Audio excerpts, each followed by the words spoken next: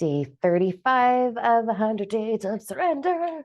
I don't know why I had to sing that to you, but oof. All right. Um, Interesting vibes, interesting realizations. I strongly suggest that you journal and keep it and ego dump in it. My favorite tool ever is to let my ego be heard. So I write in a bunch of different colors in my journal. I use ugly colors for um, ego dumping. So when your ego is heard, it can stop processing. You can close the book, put it away.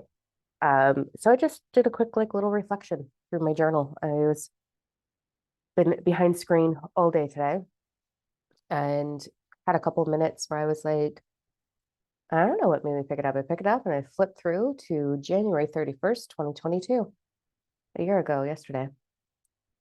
And oof, man, I've grown a lot in a year. I've taught 13 retreats in the last year, touched over, like, I think it's 3,000 lives or something like that. Like, it's just been an incredible year.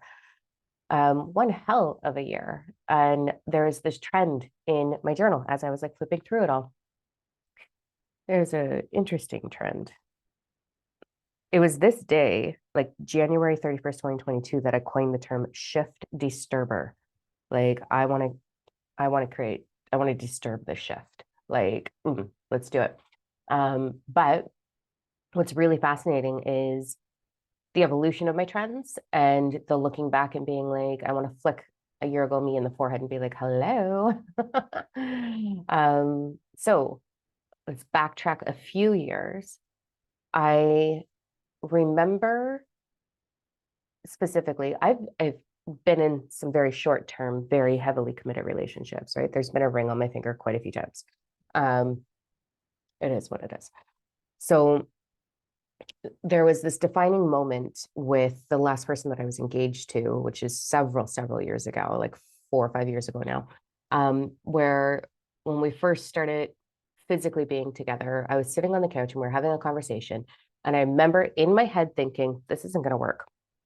And I didn't listen to that flag. It ended up not working. It was a very short term whirlwind, amazing experience, but didn't work out. And that red flag always sat with me. And I was like, never again, never again. The moment there's a red flag, next. And so I pretty much obeyed that really solid until 2 years ago. And in the beginning, there was no red flag.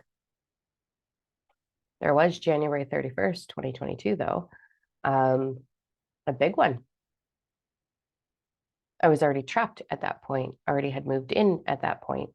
And I'm not saying this is share, like, I'm not airing dirty laundry. I don't want you to make the mistakes that I've made.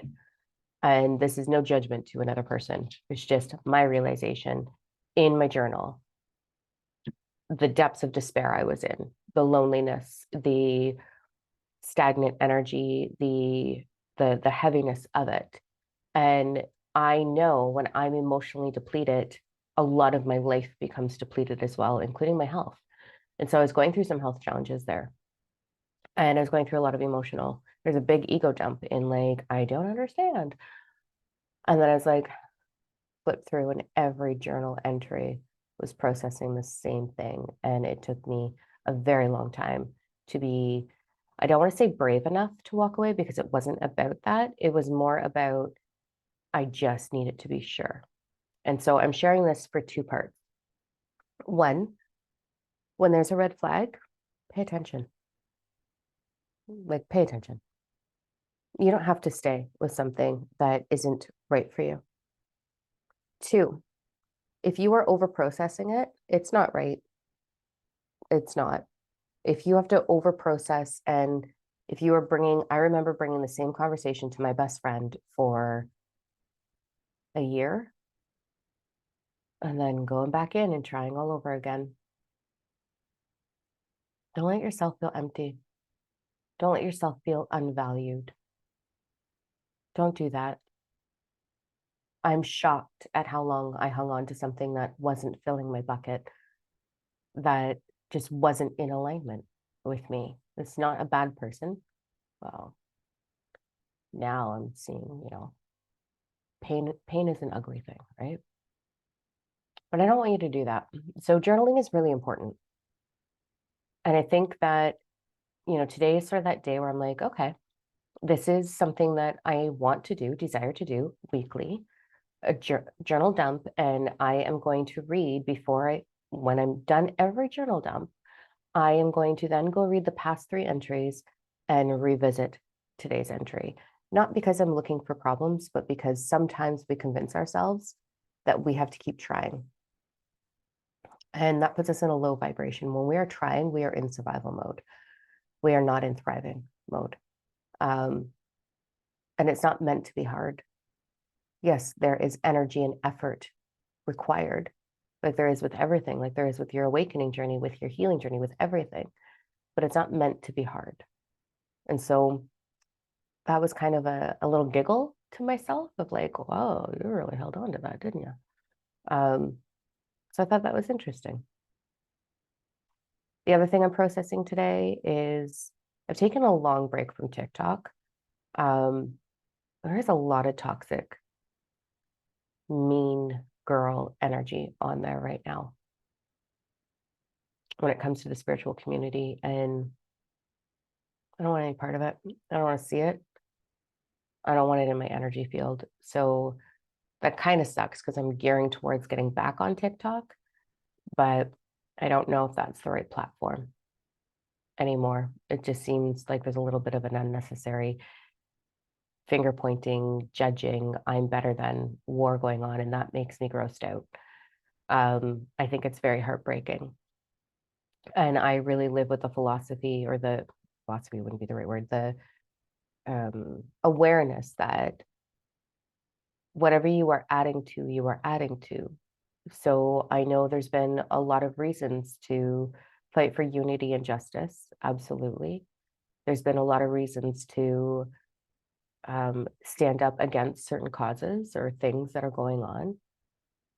And I'm very selective about how I take that approach because I don't want to add to the energy of fight. If I feel that I have to fight against something or for something, then I am adding the frequency of fight to it instead of being the change and demonstrating the change. So I'm not really sure what to do with TikTok right now. It's very disheartening to see women going at each other, and is part of what I won't do in this spiritual journey, this awakening process. I won't approach it with I'm in fifth dimension and you're in fourth, or whatever nonsense, because it doesn't matter. There's that beautiful saying of like, the flower doesn't think about the flower beside it, it just simply blooms. And that's what this is. We are all different energies, having a different experience in reality on a different piece of the evolutionary process. And if I was, a tree, I wouldn't judge a seed for not being a tree yet. And I wouldn't try to force that seed to be a tree. That's just its own evolution. So I find it really disheartening that that's going on right now. And I don't know if I want to even partake in that app because of it. So I think I'm just going to hang out here. So there's that, energetically blocking that. Yeah. So that's day 35. Go read your journal. In my journal, I write an ego color. I write an inspiration color, like my desires, my manifestations. And I write my inspired action or meditations or download color. So I write in 3 colors in my journal, and so that way I can find my ego dumps. And it's just really interesting to reflect and to recall the emotions or the perception that I was in then. And also, like, one, it's amazing to see your own evolution, right? It's really incredible to look back and be like, oh, I knew that all along, and yet here I was still. Interesting. Clarity. And to watch your evolution unfold, my dreams unfold.